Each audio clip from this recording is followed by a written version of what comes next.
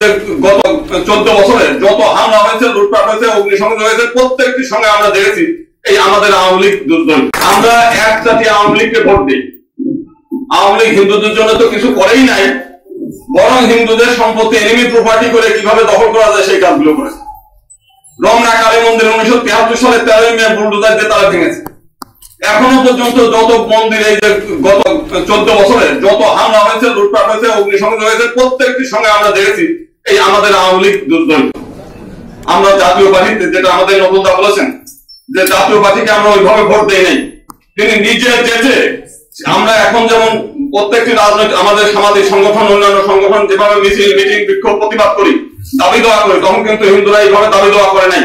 তারপরেও জন্মাষ্টমীর ছুটি উনি দিয়েছেন, হিন্দু কল্যাণ ট্রাস্ট করেছেন, এবং এখনো যেগুলো বিসিএস কর্মকর্তা আছে, যারা সচিবালয়ের বড় বড় অফিসার, সবগুলো সাত সাহেবের সময় মানে করে দেয়া, এবং ওই তারা যে ওই সময় নিয়োগ পেয়েছিল বিধায় আজকে সচিবালয়ে বহু হিন্দু কর্মকর্তা রয়েছে। ওই সময় যতগুলো হিন্দু অফিসার নিয়োগ হয়েছিল, এখন পর্যন্ত আর কোনোদিন ওই পরিমাণ হিন্দু আর সচিবালয়ে ঢুকতে পারে নাই, বড় বড় অফিসে ঢুকতে পারে নাই। তো যে কারণে হিন্দু সম্প্রদায় জাতীয় পার্টির কাছে কৃতজ্ঞ। শুধুমাত্র আমরা হিন্দু সম্প্রদায় তা না, আমরা ছোটবেলায় যখন একেবারে এরশাদ সাহেব যখন 1982 সালে ক্ষমতায় নেন, তখন মানে আমাদের উপজেলায় আমরা তো হাঁটু পরিমাণ কাদা পা দিয়ে তারপরে হচ্ছে আমাদের স্কুলে যেতাম। উনি সঙ্গে সঙ্গে গ্রামের সঙ্গে একটা শহর, একটা গ্রামগুলোই শহর করে দিয়েছিলেন ওই সময় উপজেলা করে, এবং কোর্ট কাছারি গুলো সব উপজেলায় ছিল সেই সময় জিনিসগুলো করা। ঢাকা শহর সম্পর্কে একটা সিনেমার গানই হয়ে গেছিল, লাল লাল নীল নীল বাতি যায় কি যেন মনের আশা পূরণ হয়েছে, এরকম একটা গান তৈরি হয়ে গেছে। এবং না, সত্য কথা। এবং সেই সময় আমরা দেখেছি কি এরশাদ সাহেব সেই একবার বন্যা, 88 বন্যার সময় সেই গলা পরিমাণ জলের ভিতর দিয়ে উনি হেঁটে গিয়ে ত্রাণ বিতরণ করেছেন, মানুষের কাছে গিয়েছেন। এইরকম একটা জনদরদী মানুষ বাংলাদেশের ইতিহাসে অতীতেও আসে নাই, এখনো পর্যন্ত আমরা পর্যন্ত দেখি নাই। সেই কারণেই বাংলাদেশের হিন্দু সম্প্রদায় এখন মনে করে যে বর্তমানে অন্যান্য রাজনৈতিক দলের যে দুরবস্থা, বাংলা আগামী দিনে যদিও জাতীয় পার্টি বাংলাদেশের 300টি আসনে যদি প্রার্থী দেয়, বাংলাদেশের জনগণ এক চাটিয়া জাতীয় পার্টিকে ভোট দেবে। কেন দেবে?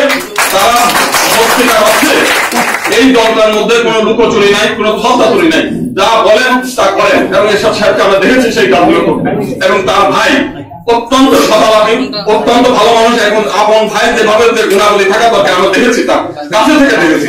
এইরকম একজন সজ্জন মানুষ বাংলাদেশের রাজনীতির ইতিহাসে খুব কম পাওয়া গেছে। এবং আমরা আমাদের পার্লামেন্টে আমরা দেখেছি, মানে আমাদের অনুষ্ঠানে উনি গিয়েছেন, মানে এর মধ্যে কোনো কুটিলতা নাই। রাজনৈতিক নেতারা যেমন বলে একটা করে একটা, সেই টাইপের আমরা দেখি নাই কোনো সময়।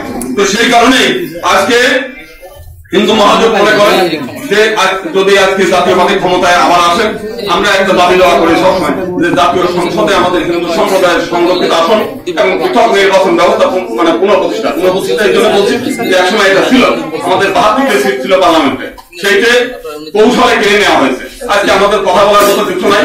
এবং আজকে যদি পার্লামেন্টে কিছু হিন্দু প্রতিনিধিত্ব থাকতো, বাংলাদেশের বিষয় নিয়ে, মানবাধিকার নিয়ে, দেখি যে বিদেশে যাই মুচো লেখা দিয়ে আসে, তাই ওইখানে বলে মানে সেই আমেরিকান কংগ্রেস, ব্রিটেনের ওখানে পার্লামেন্টের কথা দিয়ে আসে।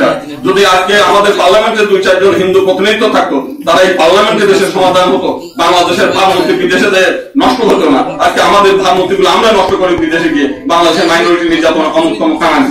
তো সেই কারণেই আমাদের দাবি যে বাংলাদেশে আমরা যে পরিমাণ হিন্দু আছি সংখ্যানুপাতে পার্লামেন্টে তাদের জন্য সংরক্ষিত আসনের ব্যবস্থা জাতীয় পার্টি করবেন। এবং আশা করি একদিন এই জাতীয় পার্টি আজ হোক কাল হোক, আমরা মনে করি আগামী নির্বাচনে বাংলাদেশের যে পরিমাণ জনপ্রিয়তা আছে এখনো জাতীয় পার্টির, যদি রাষ্ট্রপতি শাসিত সরকার থাকতো তাহলে আওয়ামী লীগ বিএনপি না, এরশাদ সাহেব এক চাটিয়া রাষ্ট্রপতি হতে পারতেন। সারা বাংলাদেশে এই পরিমাণ জনপ্রিয়তা ছিল।